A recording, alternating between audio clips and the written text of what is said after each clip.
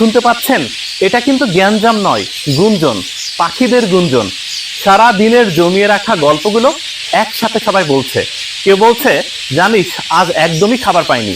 কেউ বলছে, আজ ভরপেট খেয়েছি। কেউ বা বলছে, আজ শিকারীর ফাঁদে প্রায় আটকা পড়েই গিয়েছিলাম। কেউ বা বলছে, আজ একটি অনাকাঙ্ক্ষিত বিপদ থেকে রেহাই পেলাম। একসাথে গল্প করছে, দেখছেন? বিশাল একটি বাগান, সেই বাগানে সব পাখিদের একসাথে গল্প। তাই হয়তোবা এতটা ক্রাউডেড লাগছে। এটা জ্ঞানজাম নয়, ঝগড়া নয়, এটা শুধুই গুঞ্জন। মনে পড়ছে বাংলার প্রকৃতির প্রাণ পুরুষ জীবনানন্দ দাশের সেই বিখ্যাত কবিতা বনলতা সেনের কথা।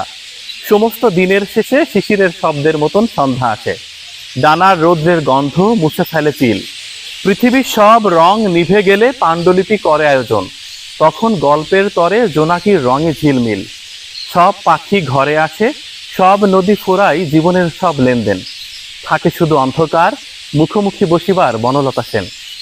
একটু আগেই সূর্য অস্ত গেল, দেখছেন? সারাদিনের জমিয়ে রাখা গল্পগুলো সবাই একসাথে বলছে। তাই হয়তোবা এতটা শব্দ, যে শব্দ যন্ত্রণার কারণ নয়, শুধুই মধুরতা, মায়াবী। দেখছেন, পৃথিবীর এমন কোনো শব্দ আছে যে শব্দে মানুষ বিরক্ত হয় না?